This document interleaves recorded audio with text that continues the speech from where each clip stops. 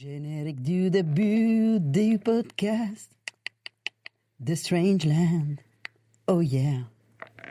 Ok, alors. Bonjour Nico. Bonjour Trognette. Bienvenue à ce nouvel épisode de la saison 2 du podcast de Strangeland. Oui. Est-ce que tu peux me raconter la première fois, et alors vas-y, dans les détails s'il te plaît, parce que je n'attends que ça, est-ce que tu peux me raconter la première fois que tu as vu notre invité d'aujourd'hui? Oui. Alors, je m'en souviens comme si c'était hier, au mode. En fait, c'était pendant la Pride, je crois que c'était la deuxième Pride de La Rochelle, je crois que c'était en 2022, en 2021. En tout cas, elle marchait le long de la parade de La Rochelle Pride. C'était sur le port, je crois. À plusieurs reprises, en fait, je vois cette créature avec des cheveux blonds et plein de cœurs qui sortaient comme ça de son corps. Enfin, c'était comment on peut appeler ça? Comme une roue de paon, mais avec des cœurs comme ça. Et j'étais là, waouh! Et alors ça fait 20 ans que j'habite à La Rochelle. Après, je suis pas quelqu'un qui sort beaucoup. Mais en fait, c'était la première fois que je voyais une drag queen à La Rochelle. Ça m'était jamais arrivé. D'ici, peut-être parce que je me couche à 20h. Ouais. Sur le port? Et sur le port. En pleine journée? En pleine journée. Parce que peut-être qu'il y a des événements qui existent, des soirées, tout etc. Tout à fait, mais on parlera. Mais à cette époque-là, enfin bon, et j'étais là, waouh, c'est trop bien. Et même qu'après, je me souviens de l'avoir suivie sur Instagram, et qu'en plus, l'année d'après, elle était sur le char de la Pride de La Rochelle. Et donc, voilà, on a ici, c'est très cool, ça fait longtemps qu'on voulait l'inviter. On a ici Silverwind. Bonjour. Hello, bonjour. Bonjour, bonjour. Comment vas-tu?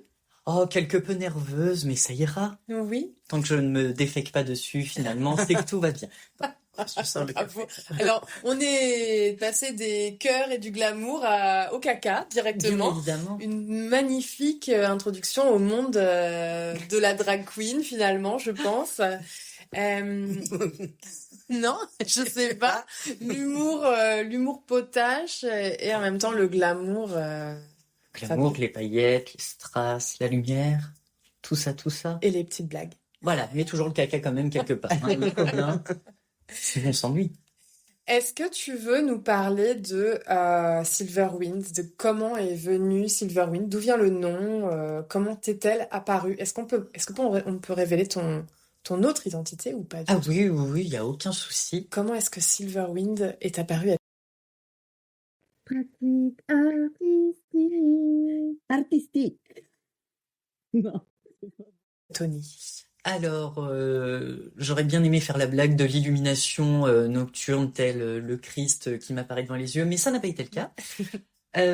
Silverwind, elle est venue très naturellement finalement, parce que j'ai toujours aimé me déguiser, et notamment me travestir, parce que j'ai toujours préféré les costumes de femmes, les habits de femmes, les cheveux longs, etc. Déjà dès enfant. Et je m'en amusais tout simplement, mais il y avait ce côté en fait qui me paraissait un petit peu contre nature, hein, et que je comprenais pas spécialement, donc je le gardais un petit peu pour moi comme ça. Et après j'ai découvert donc l'univers des dragues en 2017. Ouais, c'est bien ça, 2017, avec l'émission RuPaul's Drag Race. Et à ce moment-là, en fait, j'ai compris qu'on pouvait faire de cette passion un métier. Et c'est là que j'ai eu le déclic, en fait, de me dire, ben oui, cette passion pour le déguisement, pour la coiffure, etc. J'ai pas eu l'envie de les appliquer dans ma vie quotidienne, dans une profession. Par contre, j'ai cette envie qui est vraiment là, et là qu'il y a cette profession que je connais, qui rallie vraiment tout ce que je veux. Pourquoi pas en faire finalement, malgré tout, une profession, mais qui est beaucoup plus complète et qui enrichit tout, quoi. Donc, du coup, c'est comme ça que je me suis dit, ben let's go, ça me plaît énormément. On va faire quelque chose avec ça, et c'est là que Silverwind est née, du coup. D'accord. Elle est née en 2017, du coup. 2018, parce que je me suis laissé un petit peu de temps de découvrir l'émission, de découvrir vraiment les différents talents, tout ce qu'on pouvait faire avec. Donc j'ai passé 6 mois à peu près à vraiment regarder, me renseigner, me documenter. Et une fois que c'est fait, donc Silverwind est né alors on va dire une première fois en mars 2018, mais je préfère qu'on compte pas parce que Ok, mais sinon elle est vraiment sortie de son cocon en juin d'accord, 2018. d'accord. Formidable. Ok. Bah, et est-ce que c'est une cancer du coup? N'étant Gémeaux. pas très branchée astrologie, je ne sais pas. J'ai déjà du mal à me souvenir de mon propre signe astro. Alors Silver, elle est ce qu'elle veut. Très bon, ouais, formidable. Absolument. Finalement, c'est l'autodétermination C'est ça, tout à fait. complète. Astrologie. Ouais, c'est ça. Et une confiance extrême en tes connaissances, vraiment. Hein, Bon, bah alors comme moi je suis cancer, et je vais dire que oui parce que... c'est vrai. Ok, très bien. Et au niveau de ton inspiration pour les costumes, pour l'univers vraiment graphique, visuel, les couleurs, etc. de Silverwind, ça te vient de quoi? Qu'est-ce qui t'inspire? J'ai pas d'inspiration concrète parce que j'ai beaucoup de mal à me concentrer sur une seule et même chose. Mhm, Du coup, j'essaie de faire vraiment avec les pensées du moment. mhm, J'ai quand même mon univers qui est assez propre, très très paillettes, très girly, très féerique, enchanteresse, quelque chose de vraiment très girly et qui pousse à l'extase visuelle, je vais dire. mhm, Vraiment, ça brille dans tous les sens, une féminité exacerbée, presque qui n'existe pas dans la vraie vie, tellement c'est exagéré, quoi. mhm. Et je suis vraiment dans cette ligne directrice de très féminine, exacerbée, très brillante, très tape à l'œil, tout en restant coquette et féminine. Et après, je détourne, on va dire. Je détourne ça un petit peu à tous les sens. Ça va être une grosse robe ballon Mhm, en strass. Ça va être une tenue salopette, mais qui va être adaptée avec des voilages. Enfin, mhm. j'adapte vraiment à n'importe quel style, de l'urban, du vraiment tout et n'importe quoi, Ok. mais en gardant cette touche très féminine, très tape à l'œil, brillant, quoi. D'accord, très bien. Qu'est-ce que tu dirais qui est quels sont les challenges du métier et de la pratique du drag, selon toi? Euh, Alors, je trouve qu'on le voit pas mal en ce moment. Hein. Désolée pour les nouvelles naissantes, mais that's a fact. Le professionnalisme. D'accord. Alors, pour le coup, je j'ai pas forcément de problème avec ça. Hein. J'ai toujours été très droit dans mes baskets et très carré là-dessus. Mais c'est quelque chose qui malheureusement auquel on fait face. Les... On a tendance à croire que c'est un hobby. Et du Mhm, coup, on se comporte comme si c'était un hobby. d'accord. Sauf qu'on oublie derrière qu'il y a quand même une carrière professionnelle et une image publique Mhm, et qu'il faut entretenir. Et tout ça, ça s'entretient grâce au professionnalisme mhm, et au contact qu'on crée avec les établissements, avec le public, mhm, avec les différents intermédiaires qu'on peut avoir. mhm, Et malheureusement, c'est quelque chose qui se perd un petit peu avec le temps et on a tendance à être plus porté sur sa personne et son personnage drague et à développer une image un petit peu de diva et de princesse, mais vraiment dans le mauvais sens du terme, mhm, en se cachant derrière ce truc de oui, mais je suis une drag queen, c'est l'image qu'on doit dégager. Non, pas du tout. mhm, Tu es une drag queen, tu es une artiste professionnelle ou professionnelle en devenir. Il faut penser à garder cette image-là de soi-même et cette image du drag, qui est très mhm. importante. C'est peut-être quelque chose qui est commun d'une certaine manière avec l'image qu'on se fait par exemple des tatoueurs ou des tatoueuses qui ont peut-être une image un petit peu rock'n'roll, on fait la fête, etc. C'est quelque chose qui est dans le temps de loisir de nos clients ou nos clientes. Donc du coup, pour nos clients et nos clientes, c'est quelque chose d'extrêmement libérateur, mais ça reste un métier, C'est beaucoup de travail. beaucoup de Hein. travail, etc., Mm. de contraintes. En fait, c'est pas parce que, oui, c'est un métier artistique, mais tu as quand même besoin un peu de rigueur, Bien sûr. des pratiques artistiques. Non, mais être, ouais, il y a beaucoup de travail, comme tu dis. Peut-être ça peut être aussi dans le tatou, ça peut. Alors, je connais pas du tout le monde du drag, mais comme les tatous et peut-être aussi le drag, c'est quelque chose qui ont été. Est-ce que, enfin, vous me dites si je me trompe, mais un peu été, comment on dit en français, quand ça a été un peu ouvert au public avec Mhm. la télé. Et en Démocratisé. fait, ça sort d'une certaine communauté, une certaine niche avec la télé, avec des émissions Mm. télé de télé-réalité, parce que Drag Race, comme Tattoo Master ou le truc comme ça, ben en fait, de plus en plus de monde découvre ça. C'est très cool parce que bah, si tu es passionné d'un certain métier ou d'un certain univers, bah, c'est bien que ça se découvre. Ça a créé beaucoup de travail pour plus de personnes. Dans le tatou, bah, il y a de plus en plus de personnes qui se font tatouer, donc il y a plus de travail pour qui tatoue. Et en même temps, c'est hyper bizarre parce que finalement, comme tu dis, ça devient quelque chose où c'est un statut. Ah ouais, je suis tatoueur ou Ouais. tatoueuse. Oui, mais en fait, c'est aussi beaucoup de travail, c'est aussi beaucoup de respect, peut-être, de la Oui. pratique. Et, et pourquoi je dis ça? Bah, parce que oui, je suis d'accord avec le fait qu'il y a Oui, le lien, petit- le lien est un carrément lien. concret. Je pense que oui, dans le monde du tatouage, comme nous dans le monde artistique drag, on doit rencontrer plus ou moins les mêmes confrères ou les mêmes consoeurs. C'est voilà, on va vraiment avoir ces repères très professionnels, très cadrés dans leur travail, qui véhiculent vraiment une image positive. Pas qu'on ait besoin de se justifier avec une image positive, mais qui dévoile vraiment cette image très pro, très cadrée, qui donne vraiment envie de s'investir. Et là, on a vraiment ces personnes-là dans notre communauté, comme pour la vôtre, j'imagine. Mais à côté de ça, on fait aussi face ça va être terrible ce que je vais dire, mais aux amateurs qui font véhiculer cette image un petit peu plus crasse-pouille, entre guillemets, un peu plus rock'n'roll, un peu plus je m'en foutiste, et qui fait que ça peut nuire à notre image. Parce que dans le monde du tatou, comme le monde du drag, je voulais rebondir sur ce que tu disais, c'est des communautés qui étaient vachement prohibées. Et je sais plus comment on dit, mais c'était tabou, quoi. C'était des milieux qui étaient très tabous. Carrément Le milieu du interdit. tatouage, c'était pour les drogués ou pour les dockers. Le milieu des drag queens, c'est forcément que des grandes folasses avec une image de l'homosexualité qu'il faut pas dévoiler parce que l'homosexualité, c'est pas que être des grandes folasses, il faut se cacher, machin. Sauf qu'aujourd'hui, en effet, tout s'est démocratisé et par le professionnalisme des gens dans leur shop, sur leur scène, etc. Mais aussi grâce aux émissions télé qui démocratisent et qui montrent cette image très professionnelle et qui montrent que, ben non, on n'est pas que des bêtes de foire, on n'est pas que des choses qu'il faut garder cachées par tabou. Et il faut vraiment ouvrir tout ça comme on va voir sa boulangère pour aller commander son pain. Ben, pourquoi on va pas voir son tatoueur pour un petit tatouage tout pareil, ou pourquoi on va pas voir un drag show tout pareil, quoi. Ouais. C'était compréhensible ce que j'ai C'était dit. J'ai dit beaucoup de formidable, mots. c'était Hein. formidable. Mais oui, Ils étaient dans le bon ordre, ils étaient très bien choisis. Parfait. c'était. Ça arrive pas toujours. Hein. Mais c'est très intéressant parce que, en fait, je suis très d'accord avec ce que tu dis parce qu'en fait, bah, l'éthique, en fait, tu as besoin d'appliquer une éthique de travail et en même temps, en fait, j'ai les deux. J'ai deux raisons qui viennent en même temps, c'est-à-dire d'un côté, ben, en fait, il y a beaucoup d'éthique de travail et tout, et d'un autre côté, des fois, je me dis peut-être que quand quelque chose se démocratise, d'un côté, c'est bien, mais d'un autre côté, c'est quelque chose qui devient commercial et c'est agrippé par le capitalisme.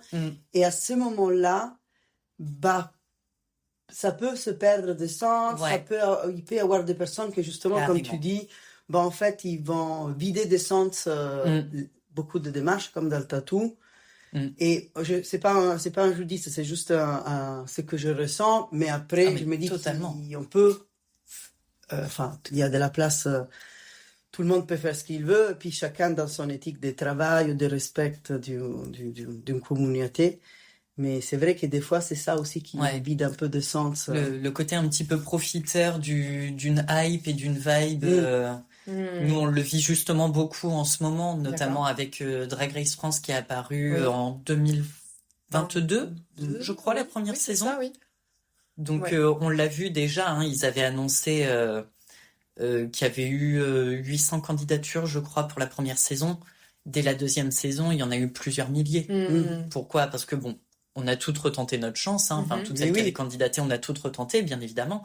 Mais à côté de ça, il y a eu ce qu'on appelle des naissances drag, nous, dans le milieu. Je sais pas si vous êtes pareil dans le milieu du tatou. Non, on n'en parle pas de naissance parce qu'on n'a pas les familles comme vous. Ouais, voilà, nous, il y a cette notion de famille, ouais, nous, on a T'as des apprentis. Les apprentis, quoi. Ouais. Nous, c'est vraiment ces histoires de naissance. Et du coup, en fait, il y a eu une vague de naissance impressionnante. Mais en fait, il y a vraiment ce côté, on va dire éthique, et puis un petit peu conscience professionnelle et conscience historique de ce qu'est le drag, en fait, qui est totalement perdu. Et toutes les naissances récentes, toutes, j'exagère, grande partie des naissances récentes sont justifiées par je fais du drag parce que je veux faire Drag Race France. Oui, Oui. c'est ça. Alors, ma C'est le fille, côté- non. Oui. Oui, parce qu'au final, en tant que drag queen, tu fais un spectacle, mais t'es une prestataire de service. Ouais. Donc finalement, le rapport à la caméra, à l'émission de télévision, il est très bien, il est formidable. C'est vrai que nous, on a pris beaucoup de plaisir à regarder Drag Race France. C'est vraiment super. Et puis, c'est super même- que le drag puisse rentrer dans toutes les chaumières de France. Surtout sur et même France Télé. Ouais. Oui, sur France C'était Télé. drôle parce que Mais en même Sur temps, tes ton publics, rapport face à une caméra, c'est pas forcément un rapport de prestation de service comme le drag sur une scène face Bien à un sûr. public. Ouais. Et puis, faut penser aussi un peu plus loin et se dire, tu vas apporter quoi à une émission si t'es là-bas juste parce que ton critère principal, c'est d'être jolie. Qu'est-ce que tu vas apporter d'histoire? Quelle est ton empreinte dans ta ville? Qu'est-ce que tu as apporté à ta communauté? Comment tu perçois les choses? Comment t'es perçu, etc. Quand on a cette ambition de vouloir faire du drag pour une émission, va faire une autre émission, va faire La France a un incroyable talent pour montrer un talent concret, éventuellement, va faire, fait tout et n'importe quoi, devient influenceur, je sais pas, mais participe à une émission qui est pleine d'histoires finalement et qui cherche à retracer ces histoires et tous ces traumas, ces dramas. Et j'ai perdu le début de ma phrase. Mais Vous là, avez c'est compris, très bien. hein? Oui, en plus, ça me, en fait, Je pense qu'elle était parfaite. Mais oui, c'était parfait. Et en plus, dans ta phrase, tu as dit quelque chose ça m'a un peu ému parce qu'en fait, tu dis, oui, la télé, tout ça, mais quelle est l'empreinte dans ta ville? En fait, c'est très beau parce qu'en fait, je pensais à ça. Et justement, je pensais à ça l'autre soir quand on était venu à le blind test, c'est Queer Musical. C'est ça. Chez les cabanes urbaines, chez nos amis des cabanes urbaines. Et en fait, j'avais du coup, comme je disais tout à l'heure, je te suis sur Insta. Et du coup, je sais que tu as enfanté des pétunias, C'est ça. wind. Et en fait, je pensais à ça, justement, ça, c'est drôle parce que je pensais au tatou et je pensais à ça parce que je me dis, bah, en fait, le fait de créer un ricochet en enfantant, je sais pas si ça se conjugue comme ça, ben, en fait, du coup, ça permet aussi dans une ville où, je sais pas, de créer une scène, finalement. Enfin, une crew, enfin, une scène. Une house, une communauté. Voilà. Ouais, carrément. Et en fait, c'était trop beau parce qu'en fait, je me suis dit, moi, j'habite à La Rochelle, ça fait 20 ans. Et tu sais, on en parle tout le temps parce que j'ai ouvert ici en 2020. Et en fait, en juillet 2020, on avait organisé ici une journée flash pour Adeos, au profit d'Adeos. Et on l'avait appelé La Rochelle Pride. Mais ça n'existait pas, La Rochelle Pride, c'est l'année d'après. Et en fait, ça faisait longtemps que j'habitais ici. Et je me dis, ça me fait chier qu'il n'y a pas de Pride. Et en fait, bon, il y a eu la Pride. Et maintenant, l'autre soir, du coup, j'étais au truc des cabanes urbaines et je me suis dit, mais c'est trop beau parce que moi, quand je suis venue vivre ici, voilà, il y a 20 ans, ben, en fait, il n'y avait pas ça.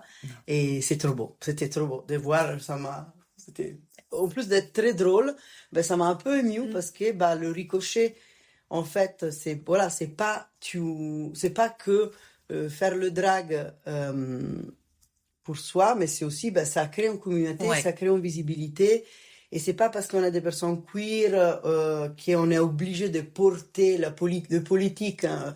Je vais pas te donner la charge mentale, mais en tout cas, ça existe, ça le fait, ça crée une visibilité, ça crée un. Bah, c'était très beau. Donc merci. Merci à toi. Et on dit souvent on parle souvent avec Nico parce que il y a plein d'aspects dans la manière d'être des communautés LGBTQIA+, dans le monde, dans la ville, dans leur vie publique, des manières qui sont politiques, des manières qui sont militantes, des manières qui sont ceci, cela. Mais on parle souvent, en fait, de la joie comme manière de nous donner de la visibilité dans la ville, de donner de la visibilité à nos communautés et surtout d'être politique, en fait. La joie est politique pour des communautés qui n'ont pas toujours connu beaucoup de joie ou beaucoup d'euphorie. Et donc, du coup, bah, la joie qui est visible en fait quand Silverwind et Petunia Wind et Leilana Summers et comparses apparaissent dans l'espace public, c'est absolument c'est formidable. C'est une belle manière, en fait, d'avoir un militantisme, une présence dans l'espace et de, voilà, quoi, de faire résonner cette joie queer. Oh, ça m'émeut. C'est très bon. Mais ouais, carrément, je suis d'accord avec ça, ouais. Il faut. Mais c'est drôle, mais. On a parlé un petit peu du lien, enfin d'un lien finalement un peu ténu, mais quand même du lien politique ou éthique des professions tatoueurs, tatoueuses et des professions de drague. Et est-ce que toi, tu as un rapport personnel avec le tatou? Oh oui. Oui. Oh mon Dieu, oui, je vais le dire encore plus fort dans le micro. Oui. Oui. Oh, j'adore. Mhm. J'adore. Je me suis fait tatouer à 16 ans. Mon premier tatouage, je l'ai fait à 16 Aïe, ans. aïe, aïe. Oh, c'était une autre époque. C'était en 2011. C'était un ami de famille. Mais ouais, j'ai commencé le tatouage à 16 ans. Ouais. Et je crois qu'après, je me suis pas arrêtée, mais pendant au moins 5 ans. Quoi. D'accord. Au moins 5-6 ans, plein de tatouages partout. Est-ce que tu dirais que c'est comme les chips, que tu ne peux pas en avoir qu'un? C'est terrible. C'est terrible. Au début, j'y croyais pas. Ouais. Avec l'innocence d'un gamin de 16 ans, j'étais vraiment en mode mais non, je vous jure, j'en fais qu'un seul, c'est pour le fun, machin. Que nenni, l'ami. Que nenni. Et du coup, c'est quoi ton premier tatou? Est-ce qu'on peut Mon demander? premier Ça va. tatouage, alors c'est une clé de sol ailée. Oh. Parce qu'à l'époque, j'étais très musicien. Non, soyons clairs, il est vilain. Mais Mais non, parce que Mais c'est je le l'ai. premier tatou. Mais oui. voilà. Et en fait, il y a ce rapport sentimental où c'est un ami de la famille qui l'a fait. Uh-huh. Le dessin, je l'ai choisi et c'est vrai qu'il l'a pas trop retravaillé parce que j'étais un peu chiant et je voulais vraiment quelque chose qui m'avait tapé à l'œil. Et comme ça, j'ai ancré mon lien à la musique que j'avais à l'époque très très fort. Ok. Ce lien vraiment de premier tatouage et ce lien qui m'unit un petit peu à ma famille, Ouais. etc. Donc, non, je suis très fière de ce Chouette. tatouage.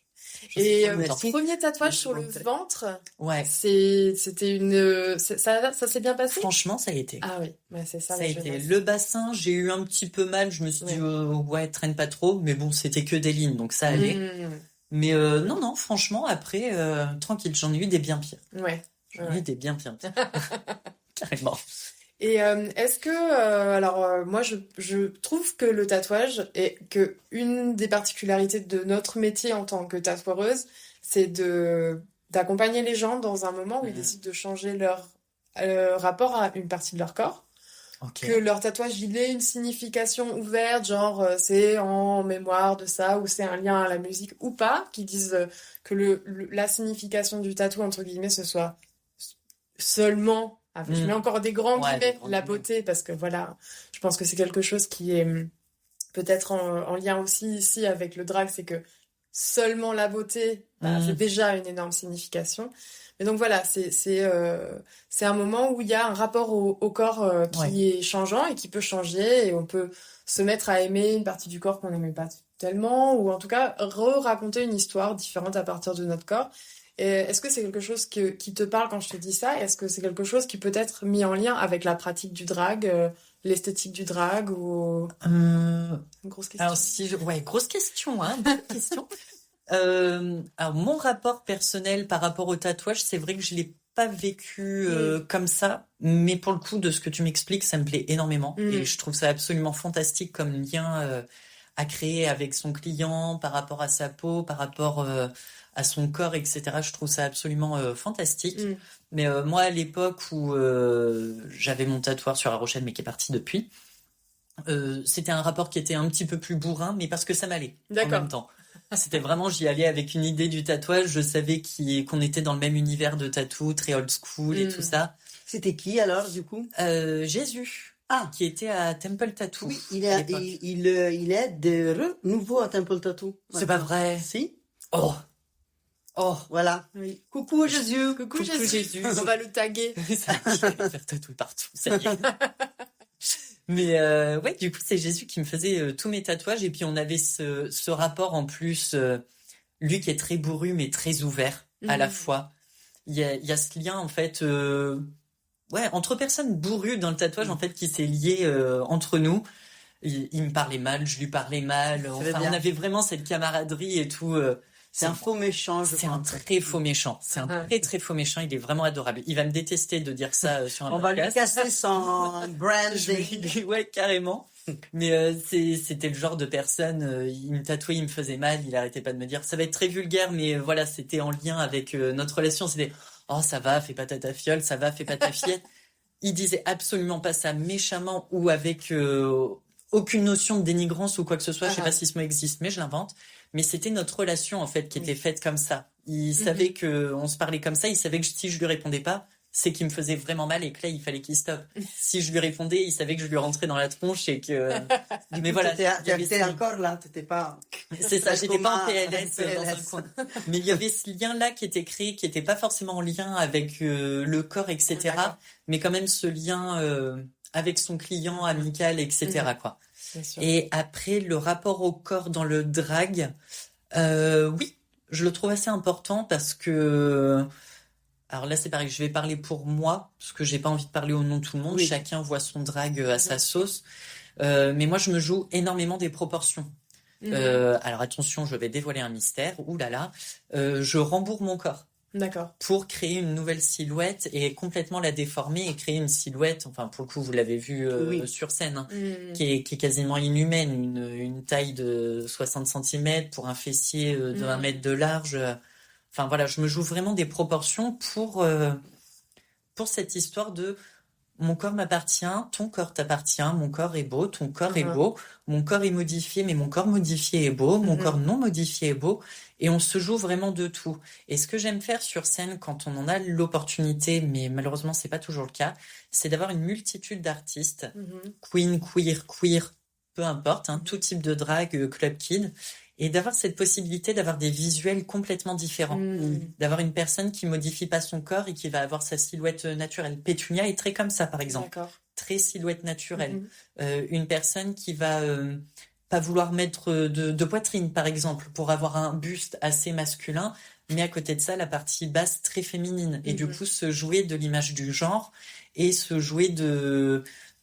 Alors, je vais dire se jouer pour dédramatiser la chose, mais je comprends cette importance, se jouer un petit peu de la dysphorie. De comprendre que ton corps ne reflète peut-être pas ce que tu es, mais il est beau malgré tout et t'inquiète pas, tu atteindras ton but et tu atteindras le corps qui te plaira par la suite. Je pense que ça te parle peut-être Nikos ou pas, mais on essaie vraiment de se jouer de tout avec ces histoires de silhouettes pour vraiment tout dédramatiser et se dire, t'es ronde, t'es belle. T'es obèse, t'es belle. T'es anorexique, t'es belle. Belle beau, hein, bello, bien sûr. Si. T'as les hanches larges, t'es belle. T'es squelettique, t'es belle. T'es pas encore dans ton corps qui te plaît, t'es belle. Oui. Vraiment, on se joue de tout et là, ouais, on essaie d'apporter une certaine importance à notre corps, mais tâche principale d'apporter une importance pour le public à leur propre corps. Oui. C'est très beau, ça. Oui, c'est très beau. Alors, j'allais te demander quels étaient tes entraînements de squat pour avoir ce boule de rêve que j'ai zioté à la quiz night. Bon, bah, je le sais maintenant. C'est un canapé. C'est dur. C'est clairement un canapé, prédécoupé. D'accord. Mais... C'est très très beau ce que tu nous as dit. Merci beaucoup, Silverwind. Avec le doigt sur l'oreille. Spiritualité. Yeah. Est-ce que tu as une pratique spirituelle dans le très large sens du terme qui te permet, toi, Silverwind, qui donne tant à ta communauté, on vient d'en On parler. pourrait limite traduire pratique spirituelle. Tu vois, de l'esprit, quelque chose qui te fait du bien, qui est une pratique qui est pour toi, qui est en dehors du coup de la pratique artistique, qui est aussi ton travail et ta passion, et quelque chose voilà qui te fait du bien, où tu vas pour te ressourcer. Qui te permet, spirituel, ça se dit? Non, pas du Non. tout. Mais on peut l'inventer, on peut tout faire. On est queer ici, Oui, on peut tout faire. Parfait. On s'invente des corps, on s'invente Allez, des mots. c'est Bon, ça, voilà. autant tout inventer. Alors malheureusement pour l'instant non. Je suis dans une phase assez compliquée de ma vie. D'accord. D'un point de vue psychologique, d'un point de vue santé mentale, je suis dans une phase très compliquée en ce moment. D'anxiété, d'état d'anxiété aggravé, de phobies multiples, de maladies en tout genre physiologiques. Donc je suis dans une phase assez compliquée, mais c'est quand même en lien avec la question, dans le sens où du coup je suis plusieurs thérapies pour m'en sortir, et je travaille notamment sur des thérapies un petit peu plus spirituelles et travailler sur l'ancrage de soi, travailler sur le travail de soi-même et son propre bien-être. Donc là pour l'instant je trouve pas mal de réconfort et d'aide dans l'écriture. Le journal intime un peu façon Rebecca du lycée McKinley au Massachusetts qui dit dans son journal qu'elle est trop amoureuse du capitaine de l'équipe de football Brandon. Donc voilà, je suis un peu dans cette phase-là, je suis un peu Rebecca en ce moment. Ok. Mais ça m'aide pas mal. J'aime beaucoup aussi le travail sur tout ce qui est méditation, respiration. J'aime bien. Et après, j'aime beaucoup aussi les médecines alternatives. D'accord. Alors, je les aime beaucoup, mais je les ai pas lancées encore pour l'instant. Ok. J'aimerais beaucoup essayer l'acupuncture et l'hypnothérapie pour avoir quelque chose à la fois plus ou moins concret en termes de thérapie avec l'acupuncture, parce qu'il y a vraiment de la pratique en fait, avec la pose des aiguilles et tout. Et après l'hypnothérapie pour travailler plus en profondeur sur le subconscient et voir si je suis réceptif. Je croise les doigts. Parce que c'est mon subconscient qui est complètement détraqué. Je crois qu'il est parti en vacances avec Rebecca, peut-être, à Massachusetts. C'est ça. Je pense. Ils sont au match de... Ouais, au match de Brandon. De Brandon. Mais voilà, j'essaie vraiment tout ça. J'ai essayé la sophrologie, je suis un petit peu moins réceptif, malheureusement, mais je fais quand même, parce que pourquoi pas. J'ai essayé le magnétisme. Ok. Plutôt bien réceptif, mais pas sur du long terme, malheureusement, D'accord. dans mon cas. J'ai vraiment essayé un tas de choses et je suis ouvert vraiment à une multitude de choses d'un point de vue spirituel. Je crois à pas mal de choses, hein, d'ailleurs sur le plan spirituel, le plan astral, etc. Je crois à pas mal de choses quand même. Et j'essaie de mettre en application, mais là pour l'instant je peux pas trop parce qu'il faut que je prenne plus de temps pour moi. J'ai vraiment on va employer le terme, hein, parce que c'est pas un tabou, c'est pas grave. J'ai des gros troubles psy qui doivent être réglés pour l'instant. Et du coup, du fait de ces troubles, j'ai du mal à me dégager du temps, notamment à cause de la dépression et des anxiétés. J'ai beaucoup de mal à me dégager du temps pour prendre le temps de prendre plaisir à suivre ces thérapies, de prendre le temps de m'amuser avec tout ce qui est spirituel, etc. Là, pour l'instant, j'ai un petit peu de mal, mais en tout cas, j'adore tout cet univers, j'adore tout ça et T'es dans l'exploration de certaines choses, mais c'est vrai qu'il y a aussi une part peut-être finalement de privilège en fait à pouvoir explorer certaines pratiques qui prennent du temps, qui peuvent aussi prendre des ressources financières, etc. Quand en fait notre santé, quelle qu'elle soit mentale ou physique, de toute façon, je pense que elle est toujours dans notre corps, donc elle est toujours liée.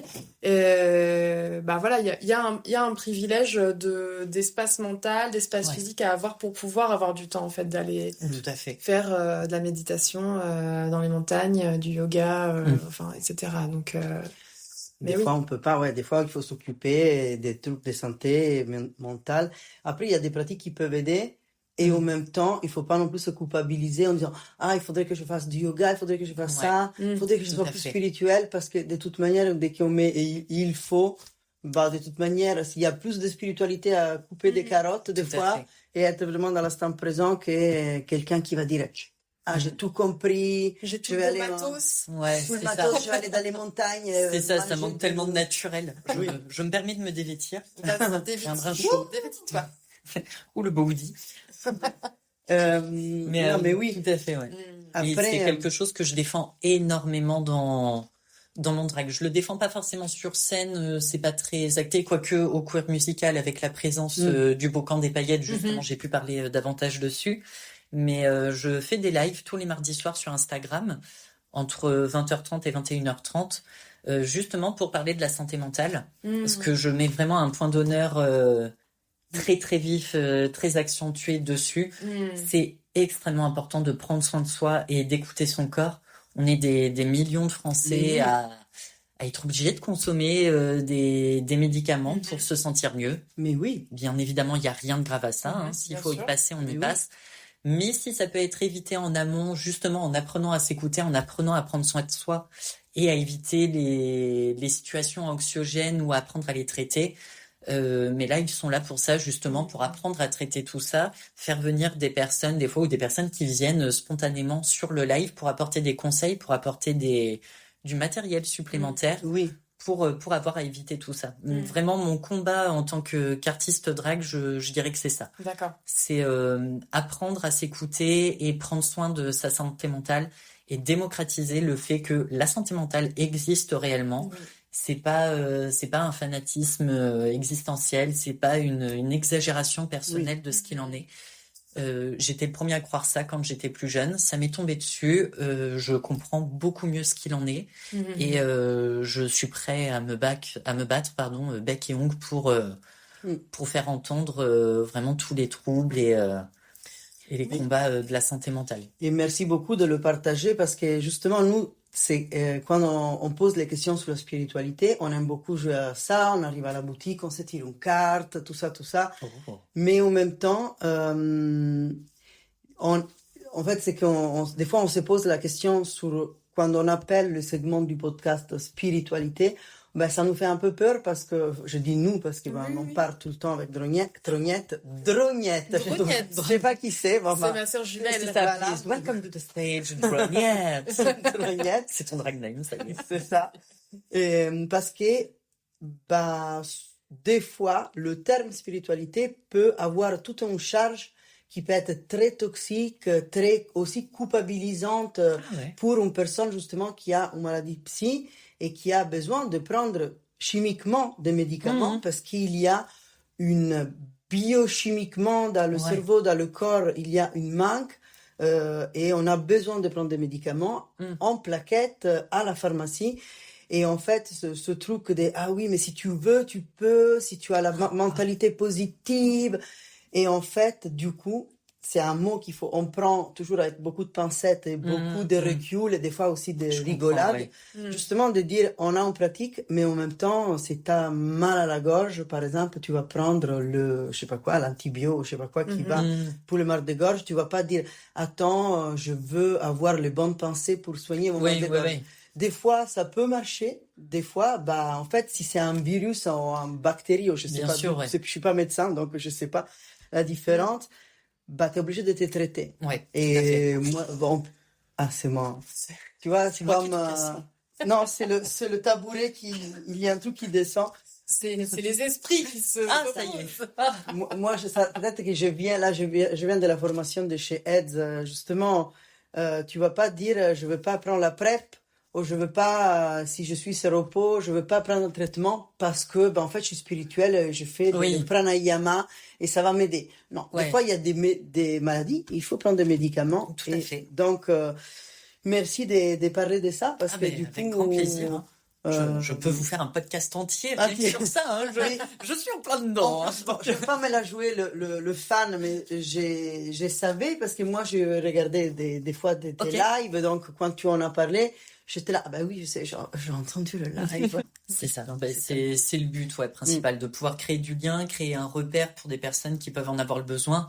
Alors, je suis pas Mère Teresa, j'en ai bien conscience, mais j'ai bien conscience que je pourrais pas sauver tout le monde, etc. Non, oui. Mais juste apporter ce petit repère hebdomadaire de se dire, je sais que je vais pas bien et je sais qu'il y a ce live qui peut éventuellement m'aider, je sais qu'il y a cette personne à qui je peux envoyer un message parce qu'elle est en plein dedans, etc. Pareil, comme tu viens de le dire, je suis pas médecin, j'ai pas la science infuse, j'ai rien de tout ça. Il y a mon expérience personnelle qui est là. J'ai essayé beaucoup de choses.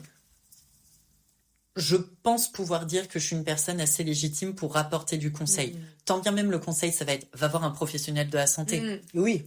Et c'est très certainement le premier conseil que je donne systématiquement. Mais voilà, il y a vraiment ce lien que je cherche à créer tout le temps, très social. Pour le coup, je rebondis aussi là-dessus. Par exemple, j'aime pas parler de politique. De le fait d'avoir un impact politique, d'être engagé politique et tout. Je m'explique avant que vous me bondissiez à la gorge. Non, on ne bondit pas. Mais je suis très tatillon là-dessus et je joue sur les mots. J'aime pas dire je suis engagé politique ou quoi que ce soit. J'aime dire je suis engagé d'un point de vue social et humain. J'aime pas employer le politique parce que les politiques, ça leur laisse une porte ouverte pour pouvoir se servir de nous et de ce qu'on dit pour après les déformer ou pour se battre violemment pendant que nous, on se bat en mode peace and love. Du coup, j'essaie un petit peu de contrecarrer ça à ma petite échelle et à ma petite hauteur. Je ne dis pas que je suis une drag queen engagée politique. Je dis que je suis une drag queen engagée sociale et humaine. Oui. Je fais exactement les mêmes choses qui se dit engagée politique. Je fais exactement les mêmes choses. Mais j'apporte pas ce bénéfice-là au monde politique. Oui. J'apporte ce bénéfice-là au monde humain et social. Oui. Je suis engagée sur le plan humain, je suis engagée sur le plan sociétal, les évolutions dans la façon de s'adresser aux uns aux autres, dans la façon de traiter les maladies mentales, pour revenir sur le sujet. Voilà, je suis un peu chiante et tatillon là-dessus, mais c'est quelque chose qui me tient vraiment à cœur. Oui. Le monde de la politique est un monde pourri jusqu'à la moelle et qui nous pourrit la vie et l'existence. J'ai pas envie de leur apporter ma pierre à l'édifice. Oui. Ma pierre, elle est à moi, elle est à ma communauté et elle est couverte de strass. Exactement. Comment en douter? Mais voilà, je leur apporte pas cette pierre. J'apporte vraiment cette pierre à toutes les personnes qui le méritent et qui veulent bien l'entendre. Ceux qui veulent pas l'entendre, je m'en contrecarre. Oui. Mais voilà, je veux vraiment qu'on puisse garder cette pierre pour la communauté queer, pour la communauté LGBTQIA+. Garder voilà cette pierre à cet édifice. Je vous la donne. Elle est à nous. On en fait ce qu'on en veut. On parle pas politique, on parle pas d'impact politique, on parle d'un impact humain pour nous tous. C'est et c'est très beau. Et en plus de faire ça, ça fait que du coup, ça ouvre aussi le champ des possibles, les portes à toute personne qui veut venir vers toi. Où finalement, c'est la rencontre humaine. Et du coup, c'est pas le fait d'être apolitique, mais finalement dans la théorie, pas dans les actes, mais comme tu dis, c'est quelque chose de social, quelque chose de humain, fait que en fait, toute personne finalement peut se relier à toi. Bien et il n'y aura pas de porte fermée. Jamais. J'ai en 6 ans de carrière, j'ai déjà fait face un petit peu à tout type de rencontres. Donc tant bien l'homosexuel blanc cisgenre de base qui se pose des questions sur l'art du drag ou qui se pose des questions sur son orientation, etc. Je suis une porte ouverte, je suis là pour répondre. Le jeune garçon qui va questionner son identité de genre et qui finalement peut découvrir sa transidentité. Je suis une porte ouverte, je suis là aussi, pas forcément pour apporter mon expérience parce que je ne suis pas dans ce cas de figure, mais orienter vers quelqu'un qui sera de meilleurs conseils que moi, qui pourra aider à orienter. L'hétéro cisgenre de base qui découvre le drag, qui connaît pas, qui va m'appeler le transgenre. Je suis une porte ouverte pour t'éduquer et t'expliquer quelle est la différence entre une personne transgenre, un travesti, un transformiste, une drag queen. Je suis là pour éduquer. En 6 ans de carrière, j'ai déjà eu j'ai dû faire face à tout ça. Et le fait d'apporter ça avec beaucoup d'amour, très posé et engagé sur le plan social et pas sur le plan politique, ça m'a permis d'acquérir ce côté très calme et posé où j'apporte les choses très doucement, avec beaucoup une voix un petit peu de maîtresse de classe, très très calme.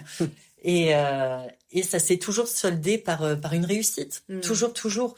Le fait d'apporter ce côté très calme et la calmie dans la communauté et dans ma manière d'être et de parler, j'ouvre bien plus de portes que d'autres artistes, par exemple, qui vont être très engagés, très point levé, très Amel Bent finalement. Mais beaucoup plus brut et tout ça finalement se ferme des portes, notamment sur les personnes hétéro-cis qui vont tout de suite mettre un blocage et se dire que c'est du grand n'importe quoi, etc. Non, moi je suis là avec ma petite voix douce et tout pour expliquer que non, c'est pas du n'importe quoi, tu vas pas aller voir ton dentiste pour lui dire que c'est n'importe quoi qui t'arrache les dents alors que c'est son taf. Ben moi c'est pas n'importe quoi de me produire sur scène dans une robe à strass, c'est mon taf. T'adhères pas. Le dentiste, c'est pareil. Tu veux pas aller le voir parce que t'adhères pas, mais tu vas pas le voir. Et t'assumes. Avec certainement quelques douleurs dans la bouche. Mais c'est ça. Mais au même titre que c'est une douleur pour les yeux de pas venir profiter de toutes mes paillettes. Tout à fait. Bon, quoique quand elles tombent dans les yeux, ça fait mal aussi. mais voilà, c'est à peu près là que je me situe. Merci beaucoup. Avec grand plaisir. La la la la la la la la la La Rochelle. La Rochelle. Et au niveau de la situation géographique, est-ce qu'on peut parler Est-ce que tu voulais dire géopolitique? J'ai failli, j'étais là. Est-ce qu'on peut parler de... Non. Non. Est-ce qu'on peut parler de ta Rochelle? Quel est ton rapport à La Rochelle? Loin déjà, puisque je n'habite pas à La Rochelle même. Ouais. C'est pas vrai. Tu habites où? La drag queen de La Rochelle qui ne vit pas à La Rochelle, c'est triste quand même. Je vis à Maran. D'accord. Ah, Donc, oui, ça va, c'est petite ville à 30 minutes Oui. du centre-ville. Connue Donc, je pour suis pas ses poules. excentrée. Connue pour ses poules et ses œufs, tout à fait. Mhm. Les œufs C'est- de poules de Maran, connus à l'international, demandés par certaines stars, grâce à leur jaune très orangé et rempli de vitamines. Je savais pas. Je sais pas, au pif, on va dire vitamines. Mais oui, non, Bonne chose. vraiment. C'est ça. Je connais Maran, c'est très mignon. Toi, Je suis jamais allée à Maran. c'est pas moi, très loin et j'aime beaucoup avec le canal. ouais. Le marais Poitevin, Ah, avec ouais. rive droite, rive gauche, qui s'étendent à des kilomètres et des kilomètres. Ok. C'est très beau. Et qu'est-ce que... Oui. Mon lien à La Rochelle, du Oui, coup, à pardon. Ma Rochelle, du coup. Quand même un lien, parce qu'on, même si on vient de Maran, le lycée, on est obligé de venir au lycée à La Rochelle. On n'a pas de lycée plus Ah oui, proche d'accord. à Maran, on n'a rien, donc on fait une case obligatoire à La Rochelle. Donc c'est pour ça que je dis quand même que je suis une drag queen de La Rochelle, parce que je Oui. connais le coin. Ma Rochelle se limite beaucoup quand même au secteur du port.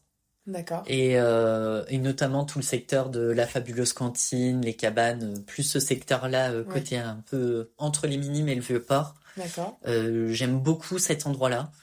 L'ambiance, ce qui s'en dégage, le fait qu'il y ait pas mal d'animations, d'activités, ça me plaît beaucoup. Mhm. Et ça permet d'éviter la foule estivale du Vieux-Port, hein. Oui. On se sait. Mhm. Et puis Ma Rochelle, pour le coup, je vais faire mon petit discours à la Miss France, pour faire le lien avec le travail. Mhm. On m'a dit plusieurs fois, pourquoi tu pars pas vivre à Paris? Pourquoi tu vas pas travailler sur une grande ville, etc. Ben parce que je suis attachée à La Rochelle, à Ma Rochelle pour le coup, et que pour moi c'était très important de refaire vivre et refaire naître une scène drague pour permettre à la communauté queer et toute la communauté qui souhaite s'insérer d'être repropulsée, pardon, et d'avoir un repère visuel. En fait, c'était mon premier but quand j'ai commencé le drag. Alors, ça fait très Miss Monde, c'est très Miss Monde et très imbu de sa personne, mais je trouvais qu'on manquait de repères queer, Ouais. d'un repère visuel. Mhm. Parce qu'on, bien sûr, on a les associations qui sont là, on a tout ce qu'il faut, mais on manquait d'un repère visuel. Et j'avais toujours dit, dès que je vais commencer à faire des scènes, dès que je vais commencer à faire quelque chose, mon objectif numéro 1, c'est d'être le repère visuel de La Rochelle. Mhm. Pour que les gens puissent s'orienter vers moi, pour pouvoir réorienter derrière, pour pouvoir redonner cette image queer à La Rochelle qu'on a eue il y a de ça quelques années, un petit peu cachée malgré tout, Mhm. mais qui était quand même là, qui était en train de grandir et tout. Moi, mon but, c'était, ok, j'arrive, par contre, on éclate tout et la queerness de La Rochelle, il faut qu'elle soit là, il faut qu'elle soit présente et Mhm. je serai là pour être le visuel pour vous si vous voulez, quoi. Mhm. C'était vraiment mon but. En C'est fait, cool. c'est drôle parce que quand moi je suis venue vivre ici, il y avait alors le Eden Café, c'était un bar gay qui était rue Saint-Jean, vraiment Ok. en plein rue du Port, et il y avait le mix au Gabu. Oui. Et du coup, c'était pas des boîtes de nuit, c'était vraiment de Ouais.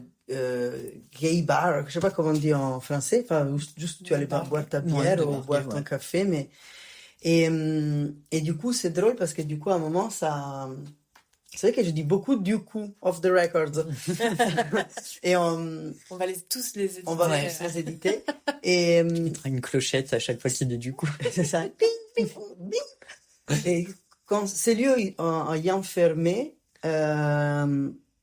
bah, ce qui se passe, c'est qu'il y a des lieux qui sont friendly et qui créent des événements, mais qui ne sont pas des lieux qui sont reconnaissables en tant que ça.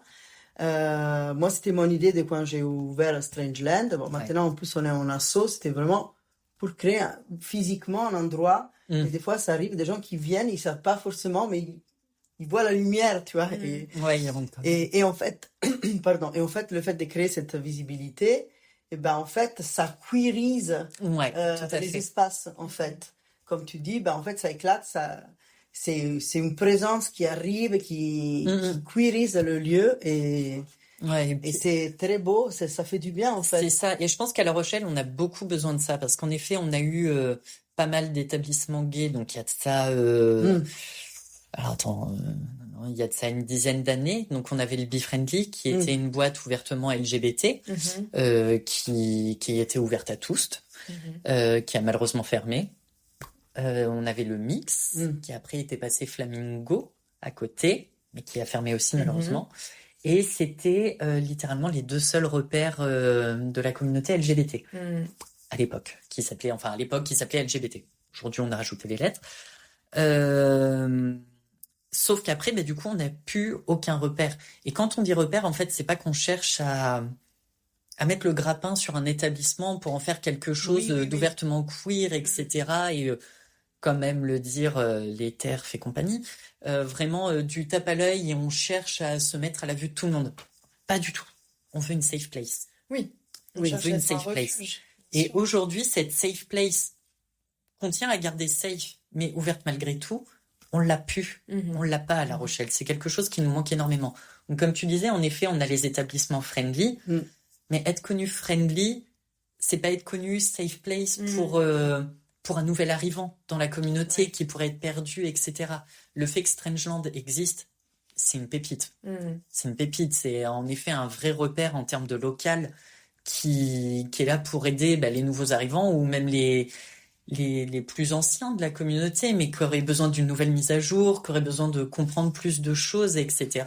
C'est créer une communauté. De prendre juste physiquement de l'espace, parce que par exemple, il y a un truc qui se passe à Strangeland tous les ans et que je trouve extrêmement émouvant à chaque fois, c'est que Nico, tu avais décidé depuis le début et tu le fais toujours d'ouvrir les portes le jour de la Pride pour que les gens qui veulent venir à la Pride mais qui n'ont pas forcément pu s'habiller, se maquiller en amont parce que peut-être ils vivent dans des milieux qui sont LGBTQIA plus phobes ou qui sont pas encore out, etc., peuvent venir utiliser l'espace pour se maquiller, pour poser leur sac à dos, etc. Et donc il y a aussi même juste un besoin parfois d'avoir un lieu, en fait. Si tu laisses ton sac à dos, tu mets ta paillette, ta fausse moustache, ça c'était moi. Bon.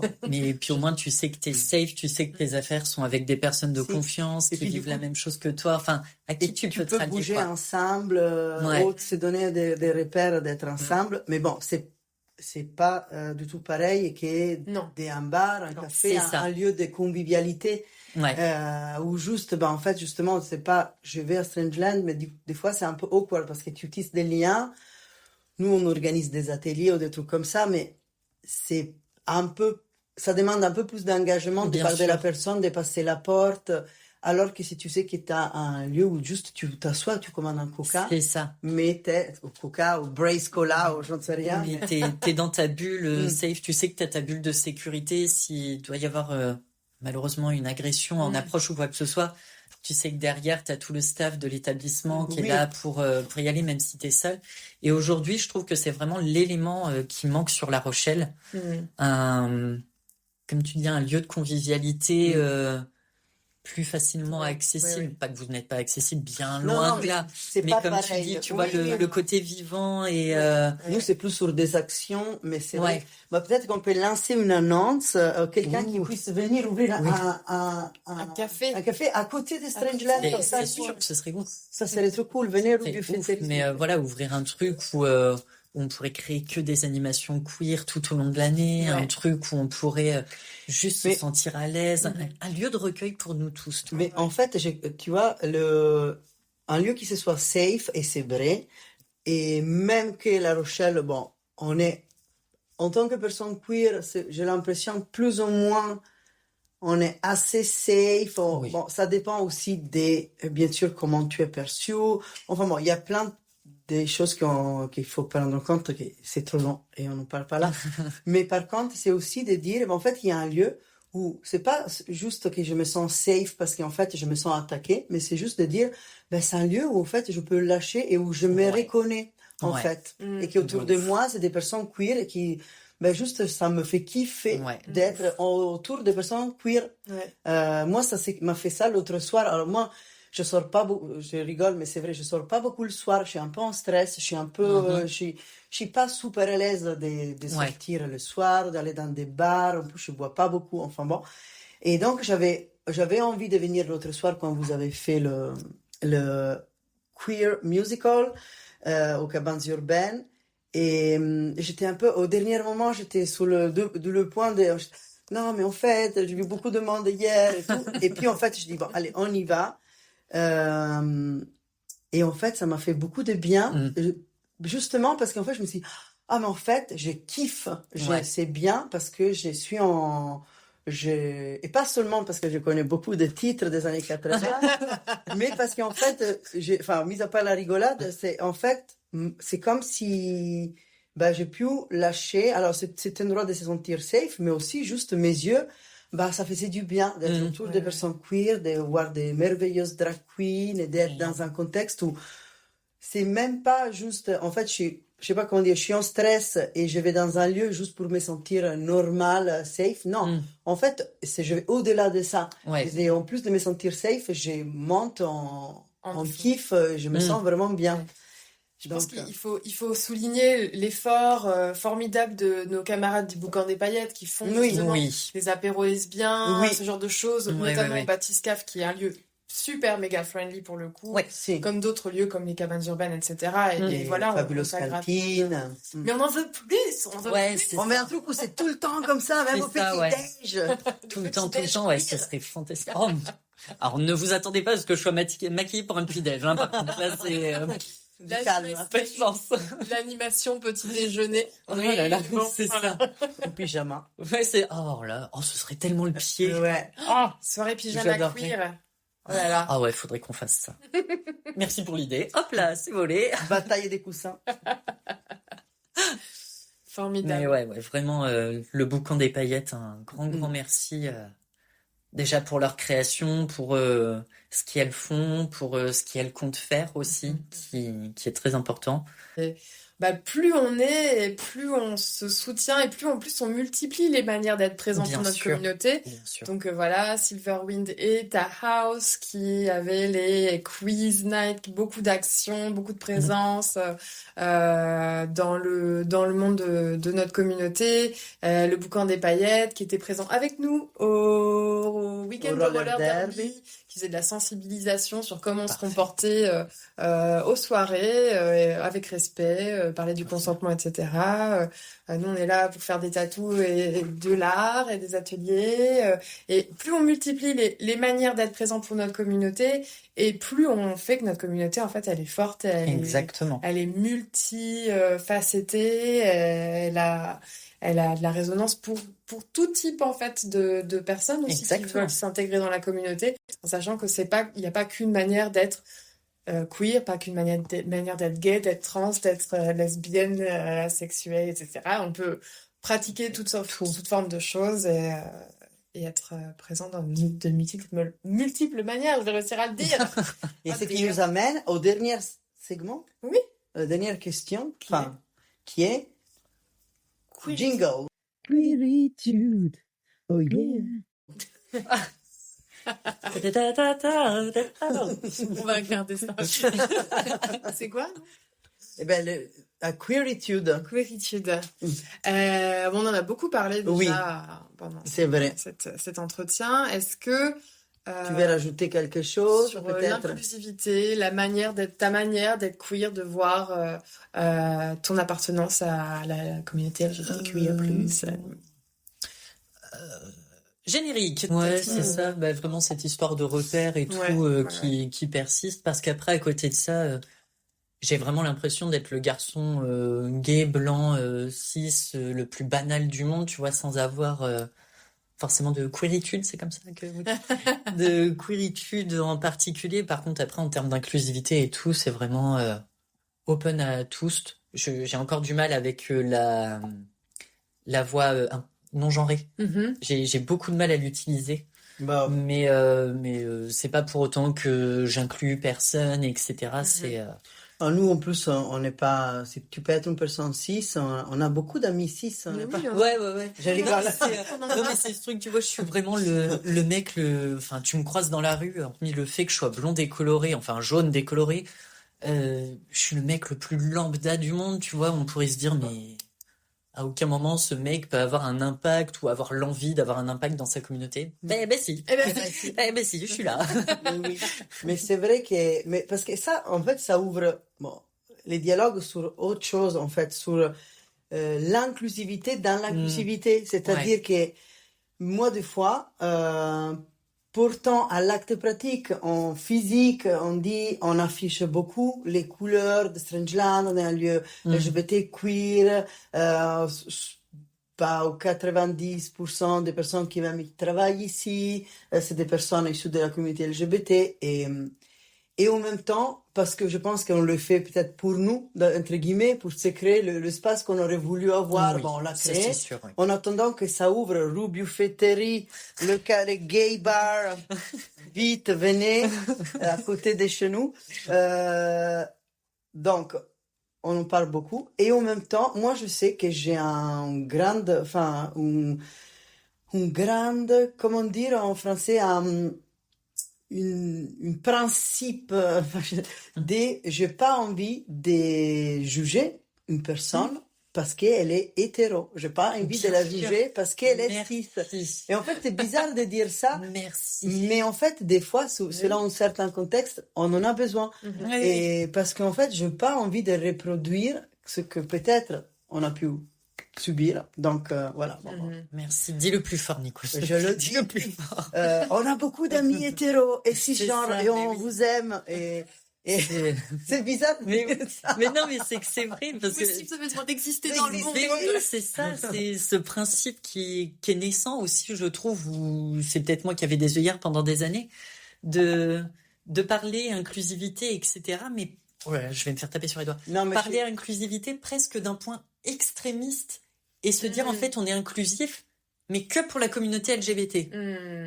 Mais du coup, c'est plus inclusif. Le but, c'est d'être inclus dans la société actuelle, de pouvoir s'ancrer le plus normalement du monde aux yeux de tout le monde, mais aussi de nos propres yeux. C'est pas, je cherche à m'inclure, mais qu'avec toi, parce que on fait partie de la même commu. On éduque tranquillement, on s'insère tranquillement comme ça, on dit bonjour tranquillement. On est des personnes comme tout le monde, tranquillement. Enfin, vraiment ce truc il faut calmer le jeu. C'est très bien d'avoir des combats, de vouloir fighter et tout ça, c'est très bien, ponctuellement. On peut pas se permettre H24 d'être en colère, d'être... Mais aussi parce qu'en plus, ça demande beaucoup Ça passe aussi par là, notre combat d'inclusivité et de chercher à s'inclure et d'inclure en contrepartie. C'est d'être tranquille et de montrer que t'es une personne normale qui agit normalement. Je suis une personne normale qui agit normalement. On est pareil. On fait partie de la même communauté. Allez, voilà. C'est comme ça qu'on crée le monde. Oui, c'est vrai. Mais oui, en fait, on est pour on parle souvent les fameux c'est le feu partout, même avec notre voisin de palier, on cesse le feu et on essaie, on agrandit notre cœur pour voir aussi l'autre personne, tout en respectant on en a parlé de toute manière, respectant le sens de communauté, le sens d'inclusivité, mais aussi de se sentir safe, de se sentir dans des lieux. En fait, tout peut coexister en même temps. Exactement. Et donc, oui, c'est... Je sais pas si on les laissera dans le podcast ou pas, mais en fait, moi, j'habite pas à La Rochelle tout le temps. J'ai une maison à la campagne, loin d'ici, en Charente-Limousine. Et en fait, c'est un village de 150 habitants. Donc même si j'y vis que depuis 2 ans, en fait, je connais tout le monde. Et Bien en fait, sûr. l'inclusivité dans un village de 150 habitants, c'est aussi... C'est pas que, on sait qu'il y a un couple de gays là-bas, mon meilleur pote, il est avec son mec qui habite dans la maison d'à côté, machin, etc. Il y a un couple de lesbiennes qui habitent, machin. Non, c'est aussi, en fait, il y a la doyenne du village qui a 98 ans.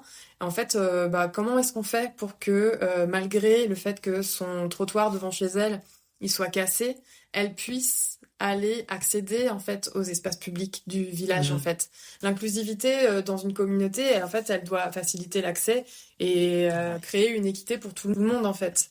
Et bah il y a des gens qui sont hétéros et qui sont pas et qui ont pas d'équité dans leur vie parce qu'ils accèdent pas à certaines choses. Et en fait, on essaie de se créer un monde où tout le monde peut avoir le même accès à tout Ouais, tout à fait. et c'est pas que une question d'identité de genre Bien ou sûr. de sexualité. Ouais. Et en plus, Ouais. on en parlait hier aussi, c'est pas qu'une question de comment est-ce que tu te places aussi intellectuellement dans le Oui. combat en tant que personne queer, dans le côté politique ou social. Parce que on en parlait l'autre jour, enfin bon, je fais un exemple, mais j'arrive pas à faire un exemple qui ne soit pas reconnaissable, mais enfin bon, on parlait d'une personne queer et quelqu'un était un peu choqué en fait du fait que cette personne, en tant que personne gay, mais qui ne connaisse pas, par exemple, les émeutes de Stonewall, et qui en fait, en tant que personne queer, ça peut choquer. T'es là, tu connais pas, mais c'est notre histoire. Et en même temps, ben en fait, pas tout le monde a accès à la même culture, même en tant que Ouais. personne queer. C'est pas parce que tu es une personne queer que quand tu es à l'école, bah, au lieu qu'aller à faire le volley, ou je sais pas quel sport on fait, ah, ben toi, tu es queer, ben en fait, tu vas aller dans l'histoire LGBT. Ben, des fois, tu habites à la campagne, des fois, tu sors de. Peut-être que bah, toi, tu n'as pas accès à Internet, ou tu as accès à Internet, mais en fait, tu regardes TF1, mais en même temps, tu as le droit aussi d'être une personne queer qui Ouais, ne ouais, connaît ouais. pas les émotes de Stonewall, qui ne connaît pas tous les Qui acronymes, n'a qui pas connaît lu pas. Judith Butler, que même la moitié des gens qui disent qu'ils l'ont lu, ils l'ont pas lu. Qui n'ont pas lu parce que c'est très difficile à lire. difficile à lire, mais Et enfin bon, il y a des fois l'inclusivité aussi dans le fait de pas avoir et pas d'avoir d'a priori. Et pourtant, c'est un discours que j'entends beaucoup. Par exemple, des fois, se moquer de quelqu'un qui sait pas conjuguer les verbes. Ou, ça peut être une façon de se dire, ah oui, mais en fait, cette personne, ça se trouve, c'est pas conjugué parce que bah, elle a pas eu la même instruction, n'a pas. Et ben, même en tant que personne queer, ben, des fois, peut-être que tu sais pas, peut-être que Ouais. tu es gay ou tu es lesbienne ou je ne sais rien et tu sais pas que tu peux utiliser pour une personne des pronoms qui ne sont pas ceux qui sont dans le Becherel ou comment ça s'appelle. Enfin bon, il y a plein de trucs comme ça et du coup, l'inclusivité, c'est très bien, mais à un moment, il faut aussi avoir un peu d'empathie, en tout cas Bien un sûr. peu de bienveillance, se dire, C'est ça. ok, peut-être que politiquement, t'es pas là où je suis moi, ou peut-être que socialement, mais en fait, bah, C'est juste une histoire de savoir-vivre en Mais oui. communauté, en fait, Mais oui. qui est acquise ou non par certains individus. Et dans ma vie de tous les jours, je travaille en établissement scolaire avec des collégiens. Et c'est là que je me rends compte qu'il y a vraiment cette histoire, en fait, de savoir-vivre qui est acquise ou non par les enfants et donc par leurs parents.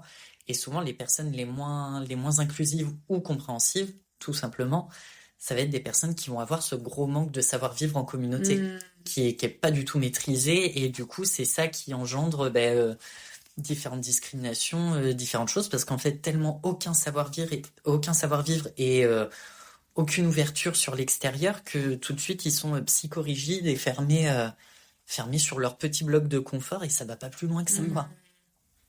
ouais. Apprenez à vivre, les gars, merde.